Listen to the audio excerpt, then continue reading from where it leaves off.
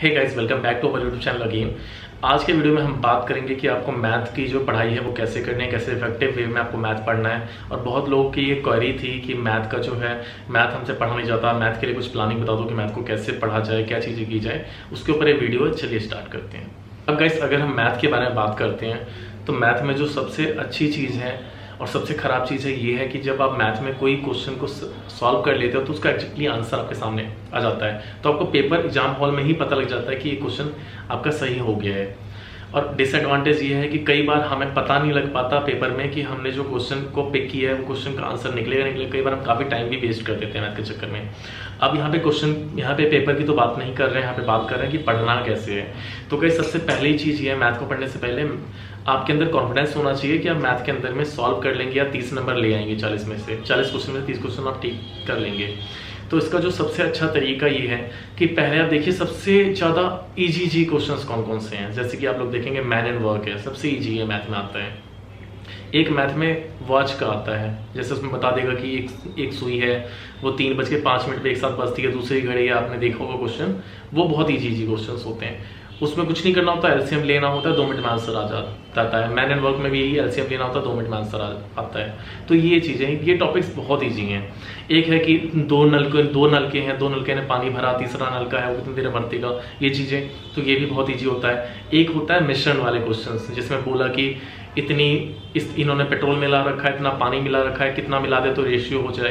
ये चीज़ें, ये जो क्वेश्चन होते हैं ये सब बहुत इजी होते हैं। बट इन क्वेश्चंस को करने से पहले आपकी बेसिक्स थोड़ी सी अच्छी होनी चाहिए। जैसे आपकी कैलकुलेशन अच्छी होनी चाहिए, आप प्लस माइनस ठीक से कर लें। आप जब कैलकुलेशन करते हैं तो कोई भी मिस्टेक नहीं होना चाहिए। जैसे मैं अगर बोलूँगा 4 और 6 को जोड़ना 10 होता है, अगर आपको कोई बड़ी कैलकुलेशन दे दिया जाए, उसको कैलकुलेट करने में अगर आप मिस्टेक कर रहे हैं वहाँ पर, तो पहले उस चीज़ को अवॉइड कीजिए।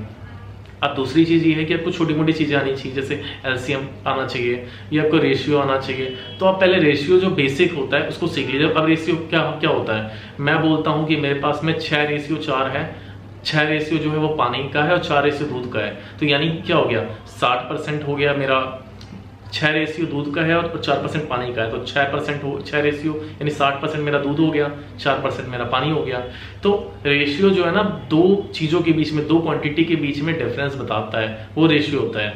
तो आपको ये छोटी छोटी बेसिक चीज़ें पता होनी चाहिए। आपको डिवाइड करना अच्छे से आना चाहिए, आपको प्लस आना चाहिए, माइनस आना चाहिए। अगर आप ये चीज़ें ठीक से जानते हैं, ऑफकोर्स सब लोगों ने ग्रेजुएशन कर रखी है तो मुझे लगता है सभी लोगों को इतनी चीज़ें तो आती ही होंगी 100%। तो अगर आपको ये चीज़ें आती हैं तो आप इजीली ये जो 4 टॉपिक है इनके आप क्वेश्चंस आराम से, जब आप इन 4 टॉपिक को इजी तरीके से कर लेंगे, उसके बाद में आपको ज़्यादा परेशान होने की ज़रूरत नहीं है। आप जब इन 4 टॉपिक को बार बार रिवीजन कीजिएगा तो धीरे धीरे कॉन्फिडेंस लेवल आपका बिल्ड हो जाएगा। ये 4 टॉपिक अच्छे से हो गए, यानी कि इन 4 टॉपिक से 8 क्वेश्चन आते हैं। 8 क्वेश्चन आपका आराम से हो गया। अब तक आपने कुछ भी मैथ शुरू नहीं किया, बट आपके 8 से 9 क्वेश्चन अब सही होने लगे हैं बिल्कुल। उसके बाद गाइस आप थोड़ा सा पढ़ लीजिए एवरेज को। एवरेज में कुछ नहीं होता। मान लीजिए 5 बंदे हैं, 5 बंदों को प्लस करना है और नीचे 5 से डिवाइड करना है, यही एवरेज होता है। अगर मैं बोलता हूँ कि मेरे घर में 10 लोग आए और 10 लोगों को 2 हिस्से में डिवाइड करना है, तो मैं क्या करूंगा, मैं मिड पॉइंट पकड़ूंगा, 5 इधर 5 इधर। रियल लाइफ से सोचिए, मैथ बहुत रियल है। यूपीएसआई में जो मैथ आता है बहुत हायर लेवल पे नहीं आता, बहुत इजी लेवल पर आता है, और वो मैथ बहुत रियल लाइफ से कनेक्ट करता है। अगर मैं बोलता हूँ कि मेरे घर में 10 लोग आए हैं, मुझे 2 ग्रुप में बांटा, तो क्या कीजिएगा, 5-5 लोगों के ग्रुप में बांटिएगा ना। अगर मैं बोलूंगा कि क्रिकेट खेलना है, क्रिकेट में 22 लोग हैं, 22 लोगों को मुझे 2 टीम में बांटना, तो 11-11 की टीम बनाइएगा ना। सिंपल सी बात है, वही एवरेज है।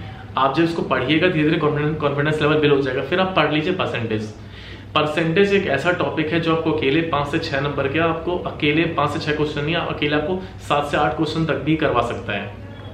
और परसेंटेज के क्वेश्चन बहुत ज़्यादा इजी आते हैं। अगर आपने ये पढ़ लिया परसेंटेज, उसके बाद गाइस नेक्स्ट जो आता है वो बोर्ड एंड स्ट्रीम वाला क्वेश्चन होता है। इसके अलावा एक ट्रेन वाला होता है।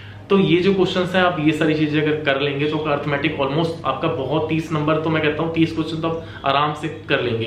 इसके अलावा गाइस आप लोग डीआई में ध्यान दीजिएगा। डीआई जो है वो 3 नंबर का आता है, 3 क्वेश्चन आते हैं और 3 क्वेश्चन बिल्कुल फ्री के नंबर होते हैं। डीआई जिसने समझ लिया, डीआई 2 ही 3-4 टाइप के आते हैं यूपीएसआई में, वो भी बहुत इजी आते हैं। उनमें आपको कुछ नहीं देखना होता है, आपको देखना होता है इसका इतना, और उसमें या तो आपसे एवरेज पूछ लेगा, परसेंटेज पूछ लेगा, या आपसे रेशियो पूछ लेगा। इसके अलावा तीसरा कुछ नहीं पूछता, बहुत इजी है। तो आपको जो मेन फोकस करना है वो अर्थमेटिक पे करना है। आपको जो मेन फोकस करना है वो गाइस, पहले आप ये जो इजी से टॉपिक है उन पे पढ़िए, उनमें ज़्यादा कुछ चाहिए भी नहीं, एलसीएम चाहिए। उसके बाद गाइस थोड़ा सा आप परसेंटेज देख लीजिए, ठीक है। परसेंटेज में भी सिंपल इंटरेस्ट देख लीजिए, पार्टनरशिप देख लीजिए। और जब आप पार्टनरशिप देखेंगे तो वो रेशियो से है। एक्चुअल में जो टॉपिक है ना, आप एक दूसरे से इंटरकनेक्टेड है। अगर आप पार्टनरशिप देखिएगा उसमें रेशियो आएगा, परसेंटेज कीजिएगा तो उसमें परसेंटेज निकालना आता है। तो बहुत ही इजी टॉपिक है। आपको जो मैंने बोला शुरुआती, वो शुरुआत से आप ये चीज पढ़िए, उसके बाद इस पे जाइए, स्टेप बाय स्टेप कीजिए। मैं यकीन से बोलता हूँ, अगर आपने 1.5 महीने मेहनत कर लिया, मैं गारंटी बताऊँ 30 क्वेश्चन क्या 35 क्वेश्चन तक भी सॉल्व करके आ जाओगे। तो यही चीजें, मैथ में ज्यादा कुछ टफ नहीं है, जितना आप टफ सोच रहे हैं उतना टफ तो कुछ है भी नहीं मैथ में। तो इस तरीके से धीरे धीरे कीजिए।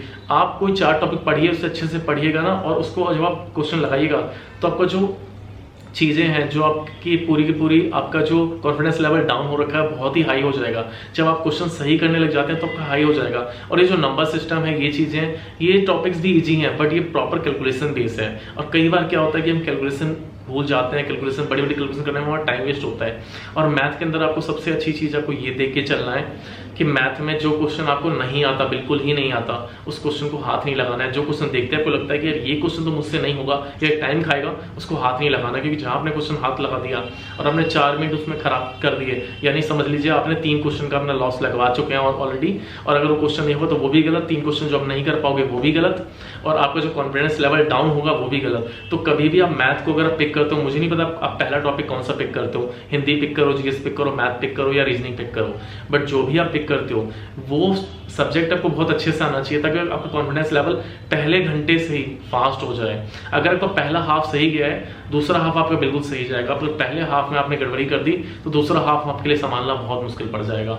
तो इस तरीके से, इसके अलावा मैं और वीडियो बना दूंगा जिसमें बताऊंगा आपको पेपर कैसे सॉल्व करना है, एग्जाम हॉल में आपकी क्या मेंटेलिटी होनी चाहिए, क्या चीजें करना है, किस तरीके से आपको एग्जाम हॉल में बैठना है, कैसे पेपर को अटेम्प्ट करना है, ये सारी चीजें होंगी।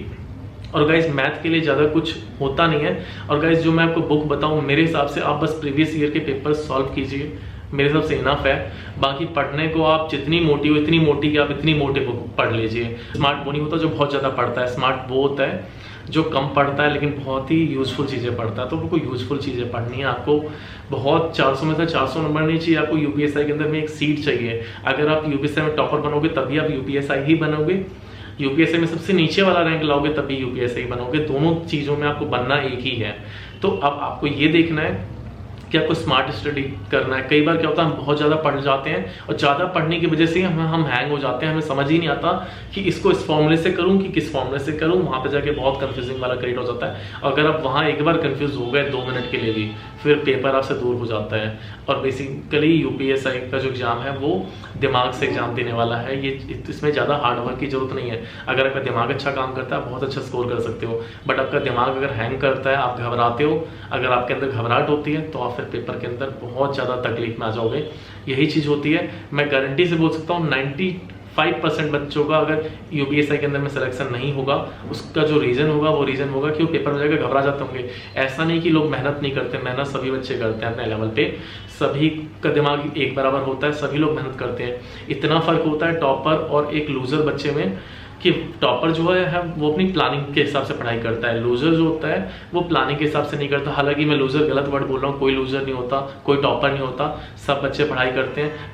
कभी कभी एग्जाम हॉल में हमारी किस्मत भी बहुत साथ देती है। कई बार क्या होता है, हम पेपर में बैठते हैं और जो क्वेश्चन हमने पढ़ा होता है वही आता है। कई बार क्या होता है, हम पेपर में सब कुछ पढ़ के गए हैं, बट जो हमने नहीं पढ़ा उसी में से पेपर आ गया, या पेपर का कुछ टॉपिक ही ऑफ सिलेबस आ गया, कुछ हो गया।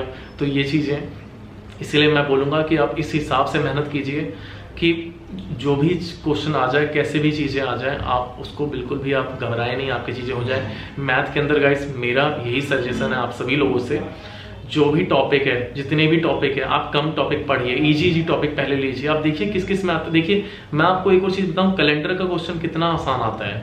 एक कैलेंडर का क्वेश्चन आपका फंसेगा, मैथ में ही फंसेगा। वो घड़ी का क्वेश्चन मैथ में फंसता है, रीजनिंग के टॉपिक है मैथ में आते हैं। तो पिछली बार भी आए थे, इस बार भी आएंगे। तो ये चीज़ें बहुत सही है, आप इसको पढ़िए, रीड आउट कीजिए, अच्छे से पढ़िएगा, आपका काम हो जाएगा। थैंक यू सो मच, आपने ये सेशन मेरा इतना लंबा देखा, 10-12 मिनट का। Thank you so much. मैं उम्मीद करता हूँ आपको वीडियो अच्छी लगी होगी। इसी तरीके से और भी यूजफुल वीडियो देखने के लिए आप मेरे चैनल को सब्सक्राइब कर सकते हैं। Thank you so much.